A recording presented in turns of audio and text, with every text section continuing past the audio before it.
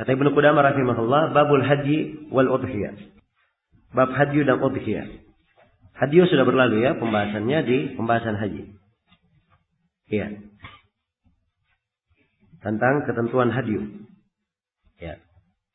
Dan di sini Ibnu Qudamah ingin menegaskan ketika dibahas udhiyah di pembahasan haji, beliau ingin menegaskan bahwa ketentuan hewan udhiyah itu harus sama dengan ketentuan apa? Hadyu. Dan ketentuan hewan hadyu itu sama dengan ketentuan hewan udhiyah. Ya, begitu maksudnya. Baik. Kata Ibnu Qudamah, wal hadyu wal udhiyah sunnah. Ya. Hadyu dan udhiyah itu adalah sunnah. Nah, berarti hadyu yang diinginkan oleh Ibnu Qudamah di sini pembahasan hadyu lainnya. Afwan, saya tidak mengembalikan ke pembahasan yang sudah berlalu di hadyu di haji. Ini hadyu pembahasan tentang hewan yang dikirim ke tanah haram. Iya. Hewan yang dikirim ke tanah haram. Jadi misalnya orang Madinah, dia kirim hewan kurban ke tanah haram untuk apa? Untuk disembelih di sana. Nah, itu dilakukan oleh Nabi ya. Beliau pernah mengirim hewan ke tanah haram. Nah, ini hadyu. Ya. Dan itu adalah hal yang disunnahkan. Karena disebutkan di dalam hadits riwayat Bukhari dan Muslim, anna Nabiyya sallallahu alaihi wasallam ahdal ghanam fi hajj sanata 9 min al-hijrah wa ba'atha biha ma'a Abi Bakrin. Ya. Disebutkan bahwa Nabi sallallahu alaihi wasallam mengirim hadyu kambing-kambing pada haji tahun 9 Hijriah. Beliau kirim bersama Abu Bakar As-Siddiq radhiyallahu ta'ala anhu. Ya. Dan di dalam hadits Jabir, beliau juga mengirim hadyu 100 ekor unta pada haji wada. Ya. Dan haji wada dimaklumi ya tahun berapa? 10 Hijriah. Nah, dan di riwayat Al-Bukhari dari Miswar bin Makhramah disebutkan bahwa Nabi sallallahu alaihi wasallam mengiring 60 ekor unta. Hadyu unta ini di Umrah Hudaybiyah. Kejadiannya di Umrah Hudaybiyah. Ya, dan hadyu hukumnya sunnah ya, seperti yang disebut oleh Ibnu Qudamah di sini. Wal udhiyah, demikian pula udhiyah. Udhiyah hukumnya sunnah. Walaupun ada sebagian ulama yang berpendapat bahwa udhiyah hukumnya wajib bagi orang yang memiliki kemampuan. Ya, karena ayat-ayat dan hadits yang menjelaskan tentang udhiyah cenderung menjelaskan tentang kewajibannya. Baik. Jadi saya lanjutkan ya bahwa udhiyah sebagian ulama berpendapat bahwa wajib bagi siapa yang memiliki kemampuan. Ya. Jelas ya? Dan ini pendapat sejumlah ulama. Ya, walaupun telah syah dari sejumlah sahabat, mereka tidak mewajibkan. Dan kita lebih condong kepada pendapat yang tidak mewajibkannya. Hanya saja pendapat yang mewajibkan karena ada ayat-ayat dan hadits yang menerangkan seakan-akan menunjukkan makna wajibnya. Ini memberikan makna kepada kita jangan bergampangan dengan masalah udhiyah ini. Ia adalah ibadah yang agung. Hendaknya kita perhatikan. Jelas ya? Jadi maksud saya, kadang saya sebutkan ini ibadah hukum yang benarnya adalah sunnah. Saya singgung ada pendapat yang mewajibkan. Untuk apa? Supaya tahu bahwa ini bukan ibadah yang seorang itu mengatakan sunnahnya gampang dia telantarkan atau dia biarkan. Harusnya jangan dia tinggalkan. Dan bagi siapa yang ingin hati-hati, diambil pendapat yang wajib kalau dia memiliki kemampuan, supaya dia keluar dari silam pendapat. Iya. Jadi selesai ya hukum hadyu dan udhiyah. Kata Ibnu Qudamah sunnah, hukumnya sunnah. Ya. La tajibu illa bin nadri, tidak wajib kecuali kalau dinadarkan. Tidak wajib kecuali kalau dinadarkan. Ya. Dan ini secara umum tidak wajib kecuali kalau dinadarkan. Ini secara umum tidak ada silang pendapat di kalangan ulama. Iya.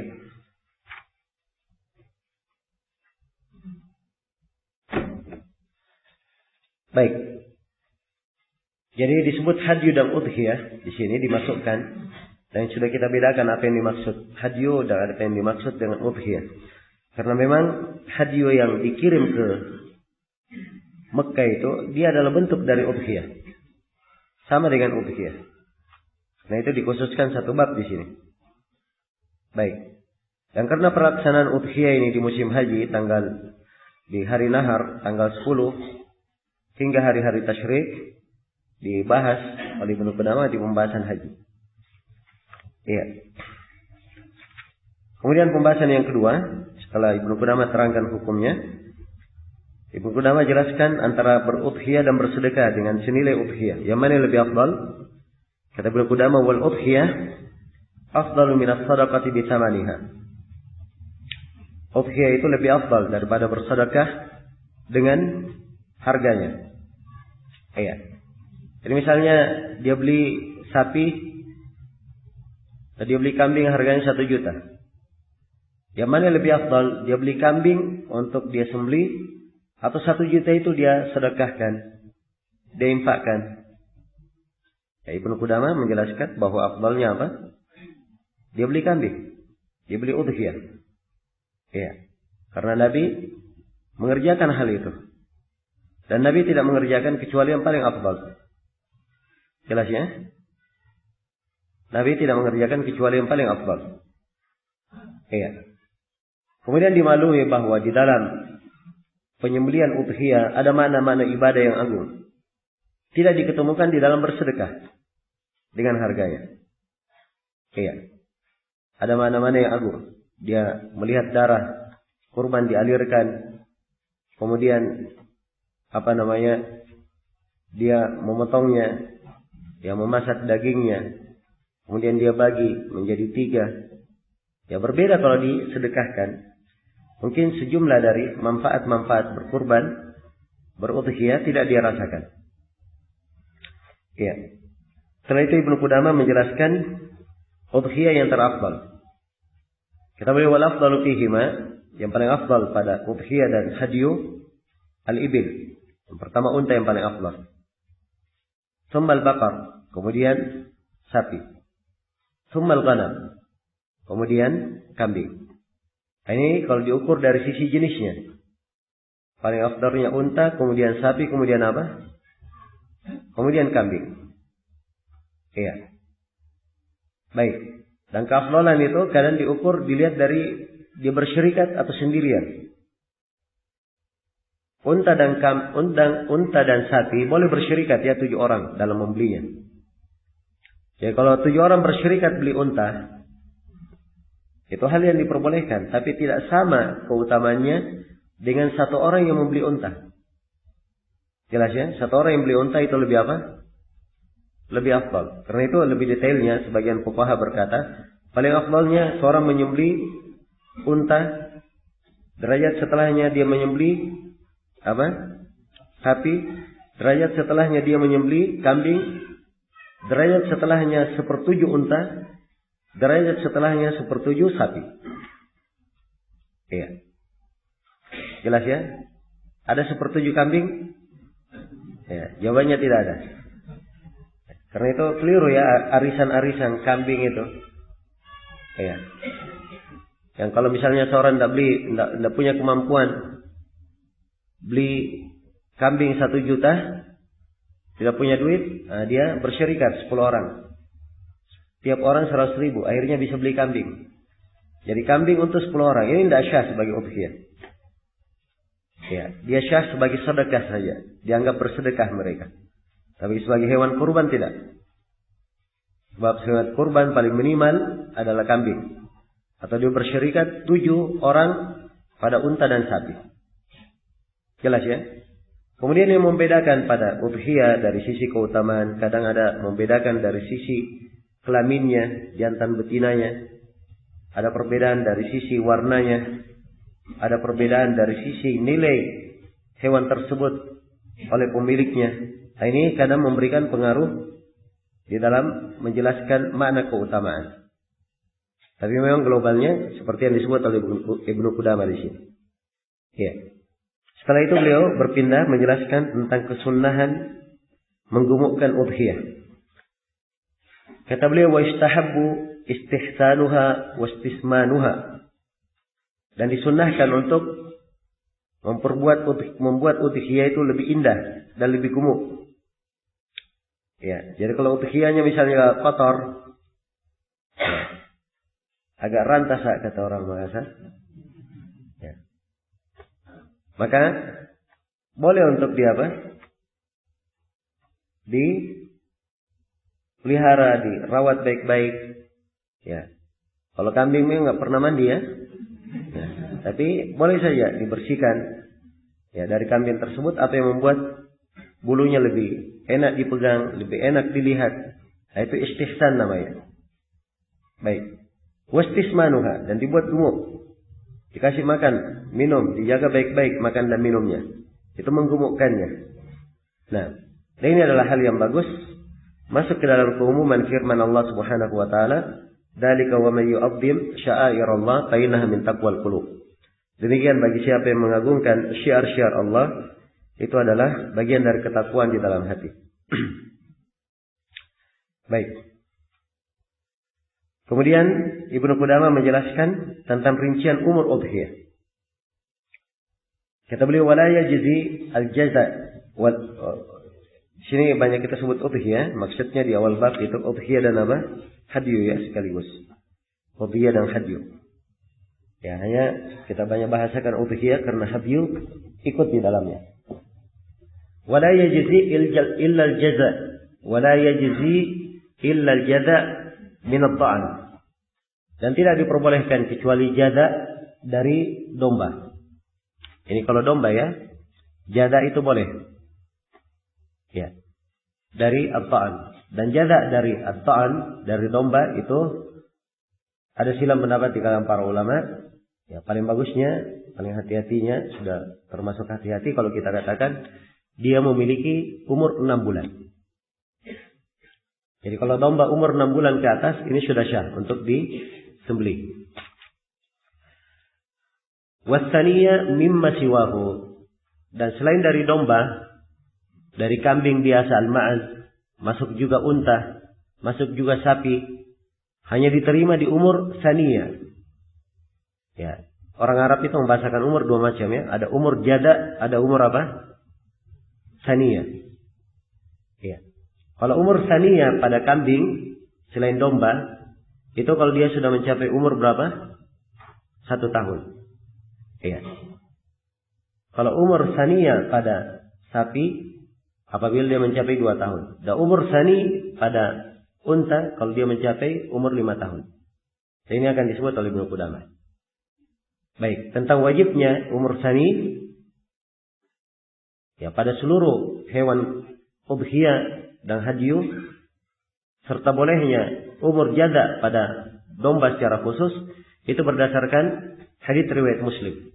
Rasulullah SAW bersabda, la tadbahu illa musinnatan, illa ya'suru alaikum fatadbahu jada'atan minad dha'an. Kata beliau, tidak boleh kalian menyembelih kecuali hewan yang berumur. Nah, berumur inilah asani namanya. Ya, kecuali kalau kalian tidak bisa dapat, maka boleh kalian menyembelih jada'a dari ta'an, dari domba saja. Hanya diizinkan pada domba saja. Adapun sapi dan unta tidak boleh. Dapat yang setahun tidak boleh disembelih. Sebab nasyah sebagai udhiyah. Dia harus cari yang 2 tahun kalau sapi. Dia dapat unta, ternyata untanya umur 4 tahun saja yang ada, ini tidak syah. Dia harus cari unta yang umur berapa? 5 tahun. Baik. Ibnu Qudamah pertegas ya. Kata beliau, wasani al-ibil maka mulalahu 5 sinin.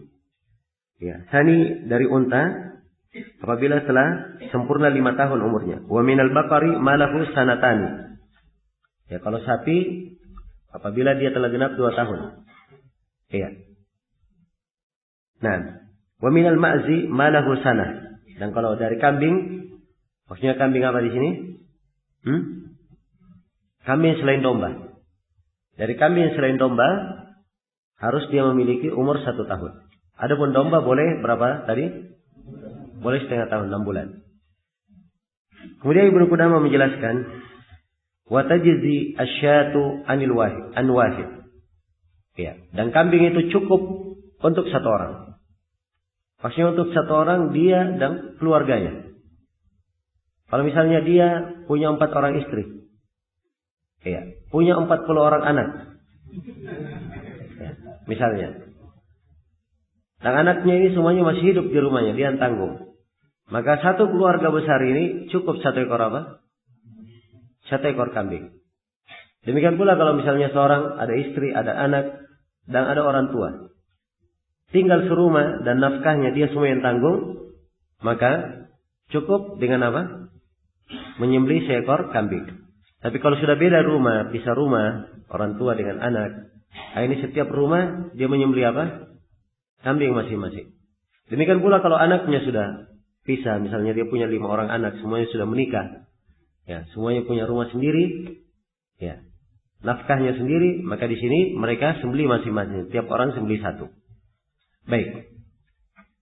Dan ini berdasarkan hadis Rasulullah sallallahu alaihi wasallam tatkala beliau menyembelih, beliau berkata, Bismillah, Allahumma taqabbal min Muhammad wa ali Muhammad wa min ummati Muhammad. Ya Allah, terimalah dari Muhammad dan dari keluarga Muhammad dan dari umat Nabi Muhammad. Dan beliau di dalam riwayat Aisyah hanya menyembelih 1 ekor kambing saja. Baik. Kemudian kata beliau, wal baqaratu wal badadatu an sab'ah. Ya. Adapun sapi dan unta itu boleh untuk 7 orang. Ya, kalau 7 orang yang bersyirikat di dalamnya boleh saja. Sebagaimana dalam hadis Jabir riwayat Muslim, kejadian di tahun Hudaybiyah, unta itu disembelih untuk 7 orang dan sapi disembelih untuk 7 orang. Baik. Ya. Tapi kalau misalnya ada 1 orang dia menyembelih 1 ekor unta, tidak ada masalah. 1 orang dia beli 1 ekor sapi, tidak ada masalah. Itu tambahan kebaikan. Lebih afdal dan lebih afdal. Ya. Kemudian kata beliau rahimahullah, wala tajzi. Ini beliau berpindah sekarang menjelaskan rincian cacat-cacat yang tidak diperbolehkan pada udhiyah. Iya. Kata beliau, wala tajzi al-awra'u al-bayyinu awaruha. Dan tidak syah. Iya. Berkurban dengan hewan yang buta dan sangat tampak kebutaannya. Jadi yang pertama, hewannya buta. Ya. Buta apa? Buta sebelah matanya, ya. Dan sangat tampak kebutaannya. Adapun kalau kebutaannya tidak tampak, kalau dilihat matanya, ya semuanya hitam, dari jauh kelihatannya bagus. Ya. Tapi kalau didekatkan tangan, baru kelihatan, oh rupanya ini buta satu matanya. Nah, ini kebutaan tidak tampak. Yang seperti ini tidak apa-apa. Tapi kalau tampak sekali, kelihatan matanya putih, picok, ya, ini tampak, ya. Yang seperti ini tidak boleh. Baik. Bagaimana kalau ini sekarang yang dilarang buta satu matanya? Bagaimana kalau buta dua-duanya? Boleh atau tidak? Ya, tentunya lebih boleh lagi, ya. Baik. Kecuali kalau antum madhabnya Dhahiriyah, dan lagi masalahnya. Ya. Itu saya kira dimaklumi, ya. Kalau antum berada di di sebuah empang, dikatakan di situ dilarang mancing di sini. Ya. Apa artinya boleh menjala? Ya. Mancing saja tidak boleh, apalagi menjala, kan begitu. Baik. Ya, kalau dikatakan yang picok satu matanya saya tidak boleh, apalagi dua-duanya. Ya. Baik. Kemudian kata beliau, walal ajfa'u allati la tunki, dan tidak boleh hewannya itu hewan ajfa yang kurus. Ya. Yang la tunki, yang tidak ada sumsumnya. Saking kurusnya tidak ada sumsumnya. Ya. Dan ini diketahui, ya, oleh ahli kambing. Ada kurus tapi bagus sumsumnya. Tapi orang yang ngerti kambing itu, ya kadang dia lihat pada sudut tertentu, atau kadang tulangnya diketuk, ya, Sekedar dia tahu, oh ini nggak ada sumsumnya, kurus ya nggak bagus. Tapi ada kurus, ya tetap bagus, ada sumsumnya. Nah itu tidak ada masalah yang seperti itu. Yang masalah di sini kurus tapi apa? Tidak ada sumsumnya. Ini kurus yang menyedihkan. Baik. Kemudian kata beliau, walal arja al-bayyinu dalauha. Ya. Walal arja al-bayyinu dalauha, dan tidak pula al-arja yang pincang, yang sangat tampak kepincangannya. Ya, jadi tidak boleh kalau dia pincang ya, kelihatan sekali pincangnya. Ya, cara mengukurnya gampang. Ya. Lepas saja kambing yang pincang ini bersama kawan-kawannya. Kalau dia ketinggalan terus di belakang, nah, maka ini pincangnya sangat tampak. Pincangnya sangat tampak. Tapi kalau kambing ini dilepas bersama kawan-kawannya, dia biasa saja jalannya. Ya, biasa, bahkan mungkin dia paling depan kadang. Ya, maka ini pincang tidak bermasalah. Baik, ingat ya, pincangnya sangat tampak. Itu yang dilarang. Kemudian walal maridha al-bayyinu maraduha, dan tidak boleh yang sakit, yang sangat tampak sakitnya. Sakit kelihatan misalnya menggigil, kelihatan tidak nafsu makan. Wah, ini tampak penyakitnya. Jelas ya? Tapi kalau dia sakit tapi tidak kelihatan, yang lainnya normal, ini tidak ada masalah. Tidak ada masalah. Misalnya dia sakit, ternyata hewannya mencret misalnya, atau cacingan, ya, itu tidak ada masalah. Sebab yang seperti ini tidak tampak penyakitnya. Baik. Ini 4 penyakit ya, 4 aib yang tidak diperbolehkan. Dan 4 aib ini berdasarkan hadis riwayat Imam Malik, Imam Ahmad dan Ashabus Sunan dari Bara' bin Azib. Rasulullah SAW ditanya, "Ma yuttaqa min ad-dhahaya?" Apa yang tidak boleh pada udhiyah? Maka beliau sebutkan 4 kriteria. Al-arja al-bayyinu dhala'uha, al-awra al-bayyinu awaruha, al-maridah al-bayyinu maraduha, wal-ajfa'u allati la tunki. Ini 4 yang disebut oleh Ibnu Qudamah. Jelas ya? Dari 4 inilah dijadikan ukuran oleh para ulama bahwa ukuran cacat pada 4 ini. Apa yang semisal dengan 4 atau apa yang lebih parah dari 4 itu tidak diperbolehkan. Jelas ya? Karena itu Ibnu Qudamah di sini memberikan tambahan yang lain.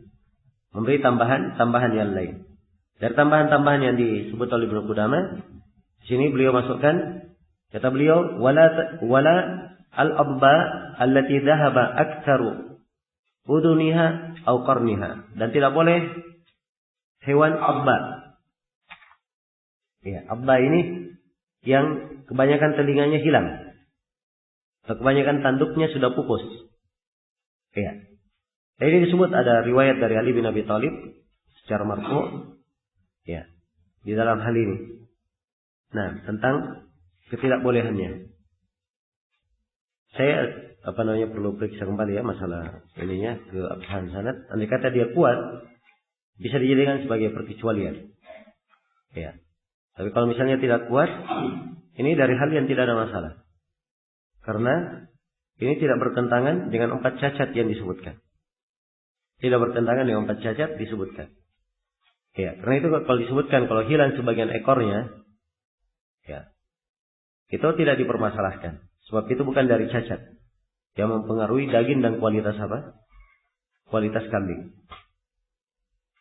Ya. Kemudian beliau katakan watajzi'u,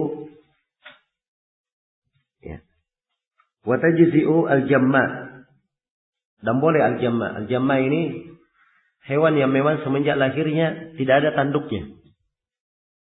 Ya, tidak memiliki tanduk. Jantan tapi tidak ada tanduknya dari kecil, dari semenjak lahirnya. Ya, ini boleh ya menurut Ibnu Qudamah. Kenapa boleh? Sebab memang tidak larangan tentang hal tersebut. Ya, dan cacatnya tersebut tidak memberi pengaruh pada dagingnya. Ya. Baik. Kemudian kata beliau, ya, berikutnya walal batra, dan juga tidak boleh al-batra. Al-batra ini yang tidak ada ekornya. Ya. Tidak ada ekornya. Karena itu dibolehkan oleh para ulama, dikiaskan sama dengan apa? Sama dengan al-jamma. Dan masuk di dalam ketentuan umum dalam hadis Bara, Yang mana penyakit ini tidak mengurangi kualitas daging. Wal khasi. Kemudian boleh al-khasi. Al-khasi ini apa? Hewan yang dikebiri. Ya, kalau dikebiri boleh saja. Iya. Sebab mengebiri hewan itu diperbolehkan untuk menggemukkannya. Untuk menggemukkannya. Karena hewan yang dikebiri, dia lebih cepat gemuk dan dagingnya lebih empuk. Nah, baik. Dan ini dari hal yang diperbolehkan. Ya. Dan tentang bolehnya al-khasi ini tidak ada silam pendapat ya di kalangan ulama.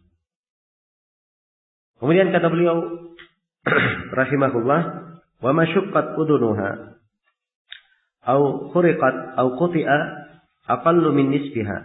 Atau apa yang dibelah telinganya atau dilubangi atau dipotong tapi masih kurang dari setengah. Ya, biasa ya telinga hewan itu dilukai sedikit supaya sebagai tanda, oh ini kambing saya, ini sapi saya. Itu biasa ya. Dan itu dibolehkan kalau sedikit saja. Dilubangi misalnya atau dipotong sedikit, itu tidak ada masalah. Kalau sedikit tidak apa-apa. Iya. Kalau lebih dari setengah, ini kata Ibnu Qudamah tidak diperbolehkan. Tidak diperbolehkan. Baik. Setelah menjelaskan tentang ketentuan aib ini, Ibnu Qudamah berpindah menjelaskan tentang apa? Kesunahan dalam penyembelihan unta. Ya, bahwa unta itu disembelih berdiri dan selain unta disembelih dalam keadaan berbaring. Kata beliau, "Was sunnatu nahrul ibli qa'imatun ma'kulatun yaduhal yusra." Ya. Sunnahnya unta itu disembelih dalam keadaan berdiri, dalam keadaan terikat kaki kirinya. Iya. Jadi dia berdiri ya, berdiri di atas 3 kaki. Adapun kirinya diikat. Ya, diikat pakai apa? Pakai ikal. Iya. Tahu ikal? Kalau itu yang biasa dipakai oleh orang-orang Arab di atas kepala itu. Ya, nah itu asalnya memang untuk mengikat kaki unta. Jelas ya? Itu asalnya. Dan sudah menjadi kebiasaan orang. Jadi budaya kemana-mana pakai ikal. Ya, dan ini ada di mana-mana di tempat. Ya, orang Yaman kemana-mana yang dipakai jambia, di mana?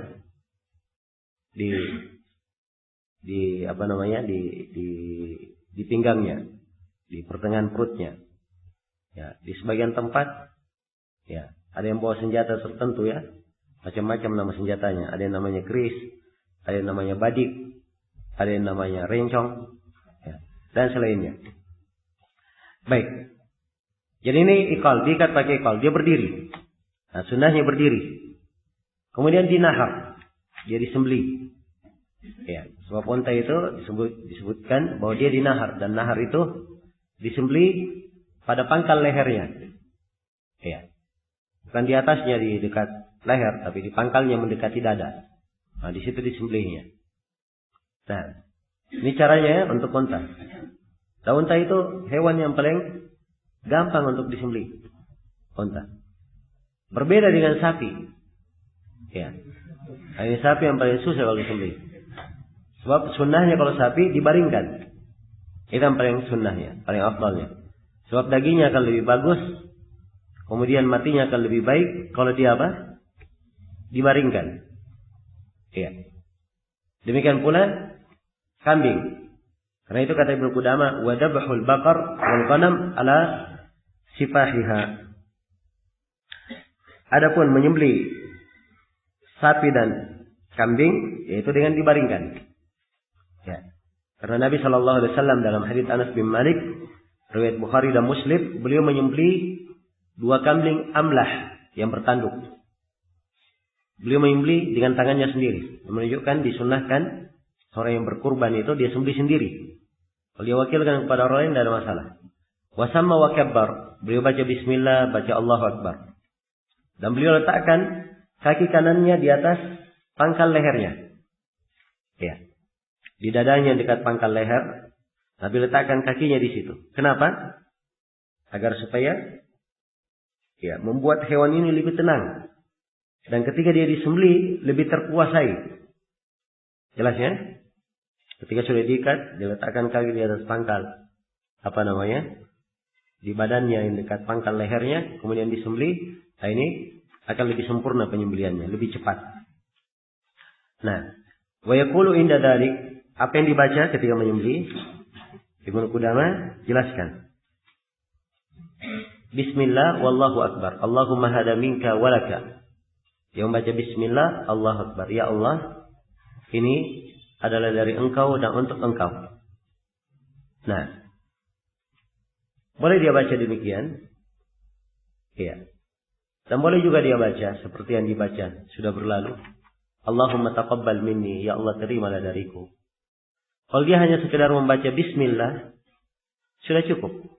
Dia tambah Allah Akbar, itu lebih sempurna. Jelas ya? Lebih sempurna. Nah, kemudian kata beliau, istahabbu an la yadbahaha illa muslim. Dan disunnahkan tidak ada yang menyembelih udhiyah itu kecuali apa? Kecuali seorang muslim. Itu sunnahnya ya. Karena sembelihan ahlul kitab Yahudi dan Nasara, kalau dia menyembelih dengan cara ahlul kitab, sembelihannya syah. Ya, sembelihannya syah. Ya, karena itu di sini berkudama maksudnya seorang muslim itu dia menyembelih sendiri, atau kalau dia wakilkan kepada muslim juga. Jangan dia wakilkan kepada seorang kafir. Ya, walaupun tentunya ahlul kitab halal sembelihannya. Halal sembelihan ahlul kitab. Kemudian kata Ibnu Qudamah, wa in dhabahaha sahibuha fahuwa afdal. Kalau pemiliknya sendiri yang menyembelihnya, maka itu paling afdalnya. Sebab itu yang dilakukan oleh Nabi sallallahu alaihi wasallam. Kemudian kata beliau, wa waqtu dzabh ba'da salatil Id. Dan waktu penyembelihan adalah setelah salat Id. Nah, ini pembahasan berikutnya ya. Beliau berbicara tentang waktu penyembelihan. Ya, setelah salat Id. Artinya siapa yang menyembelih sebelum salat Id, itu tidak dihitung udhiyah. Tidak dihitung hewan kurban. Tapi dihitung apa? Sedekah saja. Atau daging yang dia makan untuk dirinya sendiri. Nah itu kata Nabi sallallahu alaihi wasallam, "Man dhahha qabla as-salati fa inna ma dhabaha li nafsihi." Siapa yang menyembelih sebelum salat, dia menyembelih untuk dirinya sendiri. "Wa man dhabaha ba'da as-salat faqad tamma nusukuhu wa asaba sunnatal muslimin." Siapa yang menyembelih setelah salat, maka telah sempurna nusuknya dan dia telah mencocoki sunnah kaum muslimin. Iya. Baik. Dan orang-orang yang berada di jarak safar, ya, dan tidak menghadiri sholat Id, mereka kira-kira, kira-kira jam segini, imam biasanya sudah selesai sholat. Jelas ya? Nah, sudah selesai sholat, baru dia apa? Dia sembelih. Hanya saja di kondisi, tatkala ada imam kaum muslimin yang hadir sholat di situ, pimpinan negara, maka tidak boleh ada yang menyembelih sebelum pimpinan negara apa? Menyembelihnya. Menyembelih sembelihannya. Baik. Itu awal waktu penyembelihan. Akhirnya sampai kapan? Kata beliau, ila akhiri yaumaini min ayyamit tasyriq. Akhir penyembelihan sampai 2 hari dari ayyamut tasyriq. Nah, ini pendapat yang dikuatkan oleh Ibnu Qudamah di sini. Karena memang para sahabat kebanyakannya memfatwakan seperti itu. Iya. Jelas ya, memfatwakan seperti itu. Jadi berakhirnya kalau menurut Ibnu Qudamah sampai tanggal 12 Dzulhijjah saja. Begitu matahari terbenam di tanggal 12, berakhir sudah waktu penyembelihan. Ini pendapat Ibnu Qudamah. Ada pendapat yang kedua. Mereka mengatakan bahwa waktu penyembelihan sampai tanggal 13.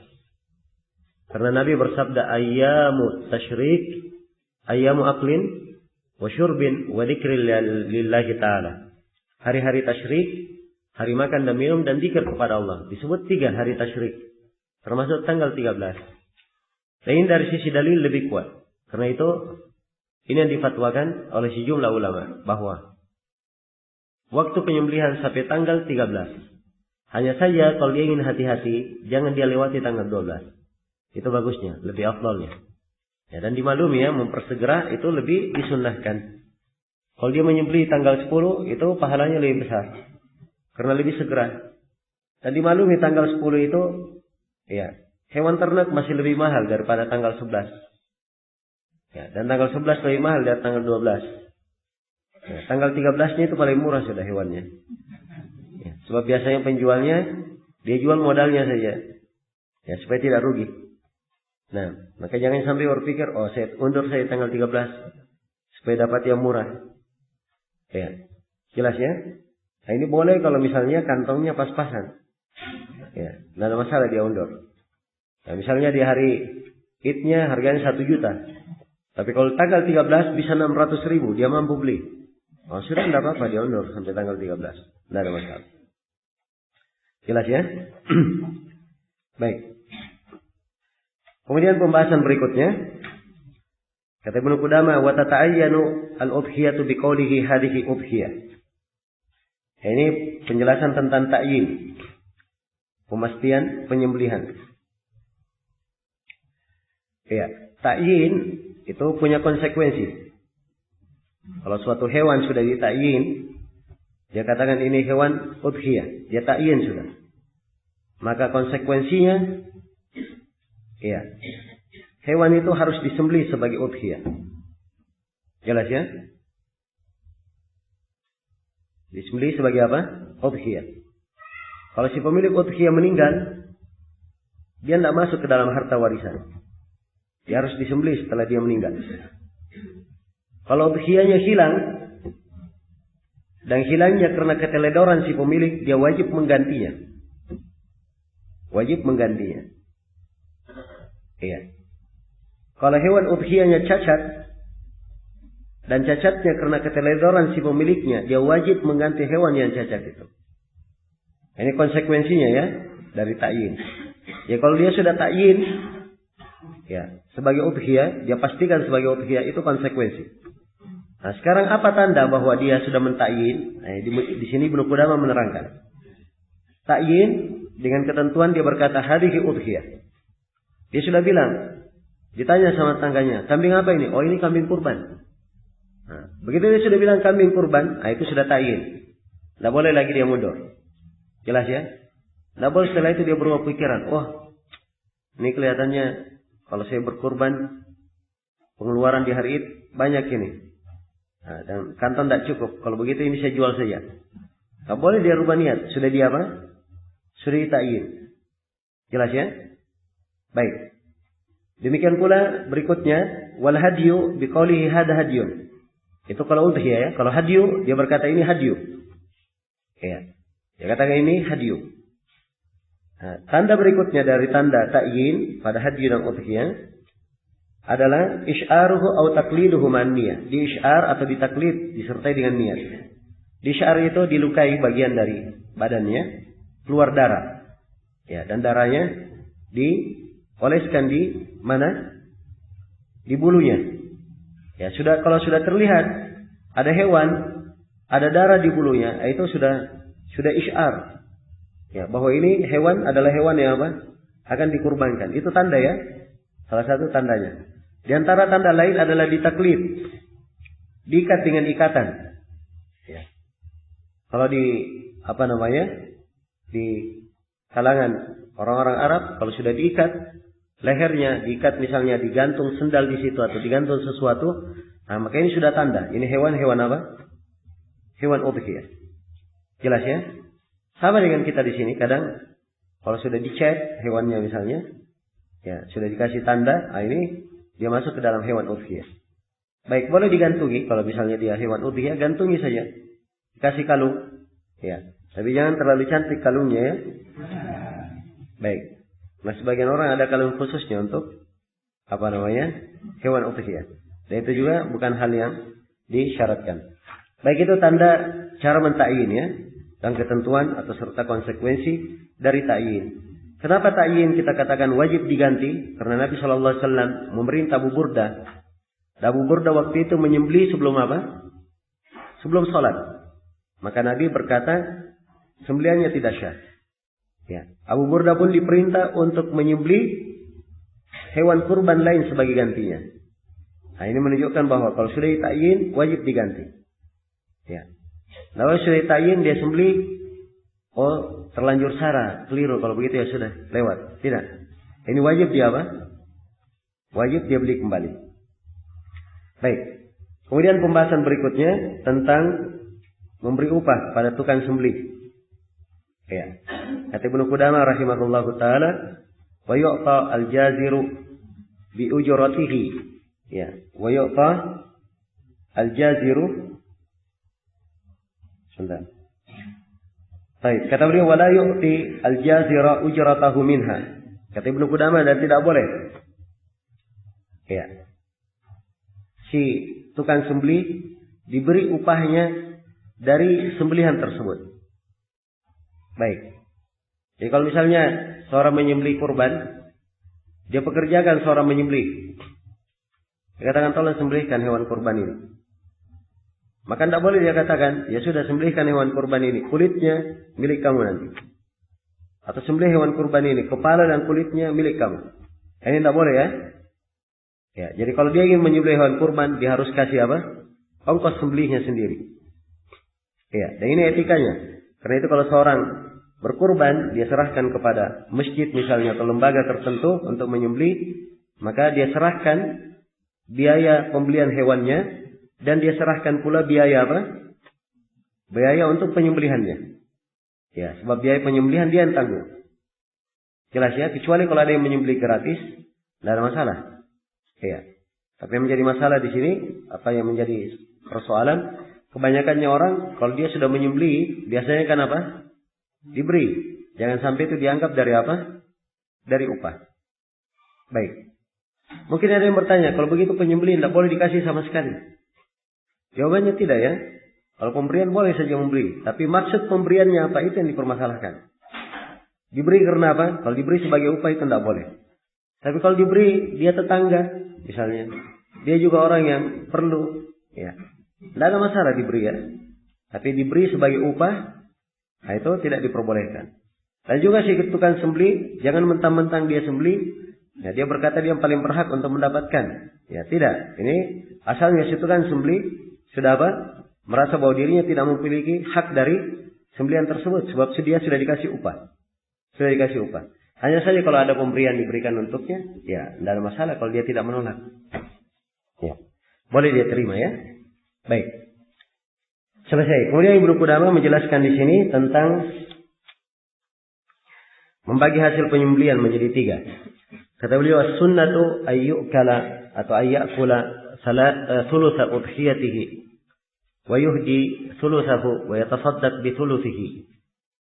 Ya. Wa yatasaddaq wa yuhdi thuluthaha wa yatasaddaq bi thuluthiha. Kata beliau, sunnahnya dia makan sepertiga dari hewan kurbannya, hewan udhiyahnya. Ya. Dan dia hadiahkan sepertiganya. Dan dia sedekahkan sepertiganya. Nah, ini tentang masalah kesunnahan. Ini diambil dari sebagian asar dari para sahabat yang menyunnahkan hal tersebut, dibagi sepertiga. Ya, hanya saja di hadits-hadits menunjukkan bahwa ini ketentuan tidak mesti. Kalau ingin dia bagi 3 tidak ada masalah, tapi kemestian mengenai 3 itu tidak harus. Jelas ya? Bukan suatu keharusan. Ya. Apalagi di kondisi misalnya bahwa orang fakir lebih memerlukan, maka boleh dia lebihkan fakirnya misalnya. Kalau misalnya tetangganya semuanya menyembelih, ya, dia beri kepada tetangga, maka di sini lebih afdalnya dia banyakkan kepada siapa? Kepada fakir miskin. Ya, sebab tetangganya semuanya punya apa? Punya hewan sembelihan. Baik. Jadi ini dilihat ya pada kondisi dan keadaannya. Kemudian beliau berkata, wa in akala akthar jaza. Kalau dia makan lebih tidak ada masalah. Dia kata misalnya dia sembelih hewan kurban. Wah, seperduanya dia peruntukkan untuk rumahnya. Lebihnya dia bagi ke tetangga dan kepada fakir miskin. Ini juga tidak ada masalah. Tidak dipermasalahkan. Jelas ya? Baik. Karena memang membagikannya, membagi 3 itu bukan wajib. Iya. Tapi bersedekah walaupun sedikit, itu mesti ya. Tak boleh dia sembelih kurbannya. Setelah itu semua kurbannya dia bawa pulang ke rumah. Ya. Nah, ini juga keliru. Sebab di dalam Al-Quran dikatakan fakulu minha wa ataimu al-bais al-fakir. Makan darinya dan beri makan juga kepada orang fakir yang sangat perlu. Baik. Kata beliau menjelaskan di sini tentang memanfaatkan kulit dan menjualnya. Ya. Kata beliau, walahu ayyantafi'a bijildiha. Boleh dia memanfaatkan kulitnya. Nah, jadi kalau kulit hewan udhiyah itu diambil, dia manfaatkan, boleh saja. Sebagaimana dia boleh mengambil dagingnya untuk dia makan, maka boleh pula diambil kulitnya untuk dia manfaatkan untuk dirinya sendiri. Tidak ada masalah. Ya. Wala yajuzu ayyabi'aha. Wala yajuzu apa? Baik. Wala yabi'uha, dan tidak boleh dia jualnya. Ya, tidak boleh dijual. Wala yabi'uha. Ya, sebab kalau dia jual, ini keluar sudah dari mana udhiyah. Jelas ya? Jadi kalau si penyembelih menjualnya itu tidak diperbolehkan. Tapi kalau si penyembelih dia serahkan kepada orang lain, dia berikan kepada seorang dan orang itu menjual kulit tersebut, tidak ada masalah. Ya. Sebab kalau sudah diserahkan, sudah menjadi miliknya. Haknya mau dijual, mau tidak, ya urusan dia. Jelas ya? Kemudian kata beliau, wala syai'an minha, dan tidak boleh dia jual sesuatu darinya. Tidak boleh kulit dan tidak boleh daging, tidak boleh rambut dan selainnya. Kalau misalnya domba misalnya, kemudian dia keluarkan bulunya, dia jual bulu domba itu, nah ini juga tidak diperbolehkan. Baik. Ini semuanya berdasarkan hadits Nabi Shallallahu Alaihi Wasallam yang melarang tentang hal tersebut. Ya, kata beliau, wastamti'u bijuludiha wala tubi'uha. Hendaknya kalian mengambil manfaat dari dari kulitnya dan jangan kalian menjualnya. Nah, ya, dia mauquf ya, sebagiannya mauquf, tapi ini dianggap memiliki hukum yang rafu', apalagi didukung dengan ketentuan-ketentuan umum yang lainnya. Baik. Kemudian pembahasan berikutnya, ketentuan tentang memakan hadyu. Ya, kata beliau, amal hadyu in kana tatawwu'an mustahibba lahu al-aklu minhu. Yaitu tadi tentang udhiyah. Adapun hadyu kalau dia tatawwu', maka disunnahkan dia makan darinya. Karena Nabi sallallahu alaihi wasallam amara min kulli jazurin bi bid'atin fatubikhat fa'akala minha wa hasa min maraqiha. Ya, adapun hadyu kalau dia tatawwu disunnahkan dia makan darinya. Ya, karena Nabi memerintah pada setiap jazur, pada setiap kambing yang disembelih atau unta yang disembelih, agar supaya didatangkan sepotong daging darinya, lalu dimasak oleh Nabi, lalu Nabi makan dan minum dari kuahnya. Ini hadits disebut oleh Ibnu Qudamah ya, dan haditsnya diriwayatkan oleh Imam Muslim. Dan ini termasuk perkara yang tidak ada silang pendapat di kalangan ulama. Kemudian kata beliau, rahimahullah, wala ya'kulu min kulli wajibin illa hadyal mut'ah wal kiram. Ya, dan tidak boleh dia makan dari hadyu yang sifatnya wajib. Ya, seperti hadyu karena luput haji, meninggalkan kewajiban, mengerjakan hal yang dilarang. Ya, itu semuanya tidak boleh ya. Kecuali hadyu mut'ah dan qiran. Kecuali kalau haji yang sifatnya haji tamattu dan qiran itu. Nah, itu boleh. Tapi kalau yang tadi itu hadyu yang sifatnya tadi, nah itu karena dia meninggalkan kewajiban, karena dia melakukan pelanggaran ihram, karena luput hajinya, karena muhsar. Nah, yang seperti ini tidak boleh dia makan. Tidak boleh dia makan, ya, untuk dirinya sendiri. Baik. Selesai sudah ya pembahasan tentang ketentuan memakan hadyu. Dan terakhir di sini Ibnu Qudamah membawakan hadis tentang udhiyah. Kata beliau, qala Nabi sallallahu alaihi wasallam, man arada ay yudhi fadakhalatil ashru fala ya'khudh min sya'rihi wala min basharatihi syai'an hatta yudhi. Barang siapa yang ingin menyembelih kemudian masuk 10 hari pertama di bulan Dzulhijjah, maka tidak boleh dia menyentuh rambutnya, memotong rambutnya, dan tidak boleh pula dia mencabut kulitnya. Ya, sama sekali sampai dia menyembelih. Nah, ini etika ya. Kalau dia sudah ingin berudhiyah, begitu masuk bulan Dzulhijjah, kuku dan rambut serta kulit tidak boleh disentuh. Ya, jadi kalau kukunya panjang tidak boleh dia gunting, rambutnya panjang tidak boleh dia cukur. Ya, jelas ya? Atau hidungnya gatal, tidak boleh dia cabut bulu rambutnya. Ya, ketiaknya tidak boleh dia cabut bulu rambutnya. Ada kulitnya yang melepuh di kakinya, tidak boleh dicabut kulit itu. Nah, ini etikanya ya. Ketika memasuki apa? Bulan Dzulhijjah dan seseorang ingin menyembelih. Ingat ya, berdasarkan niat. Dia ingin menyembelih. Walaupun dia belum beli hewan kurbannya, tapi sudah ada keinginan, ini hukum sudah berlaku. Ya, hukum sudah berlaku. Karena itu, ya, siapa yang ingin menyembelih sebelum masuk tanggal 1, dia bereskan semua urusannya. Kalau dia ingin potong kuku, potong kuku. Ya, ingin potong kumis, dia potong kumis. Jangan sampai masuk sudah 10 hari, ya, baru dia apa? Baru dia merasa ingin potong kuku. Nah, baik. Ini dilarang ya oleh Nabi. Nah, ini banyak hikmahnya di dalam syariat. Mengingatkan akan keagungan ibadah ini. Ya. Dan bagaimana dia menjaga dirinya untuk melakukan ibadah. Baik. Nanti begitu dia menyembelih, baru boleh dia potong rambutnya. Jelas ya? Jadi kalau dia punya 2 sembelihan, 2 kurban. Kurban yang pertama disembelih di pagi. Kurban yang kedua disembelih di sore. Ya, kebetulan di masjidnya jadwalnya ngantri. Misalnya. Ya. Maka kurban yang pertama begitu sudah disembelih. Larangan ini sudah apa? Sudah terangkat. Ya, sudah bebas dia dari larangan. Ya. Kalau yang menyembelih itu kepala rumah tangga, maka tidak boleh memotong rambut, menggunting kuku, kepala rumah tangganya saja. Adapun istri dan anak-anaknya boleh. Jelas ya? Kalau misalnya dia wakilkan, saya misalnya wakilkan, tolong belikan saya udhiyah, saya mau pergi perjalanan. Ya. Maka si wakil ini tidak ada kewajiban apapun. Yang menjadi tanggung jawab adalah siapa? Orang yang membeli itu tadi, yang memesankan. Dia tidak boleh potong kuku dan potong rambut. Adapun wakilnya tidak ada masalah. Dia mau potong kuku, potong rambut, sebab udhiyah tidak berkaitan dengan dirinya. Dia hanya diwakilkan.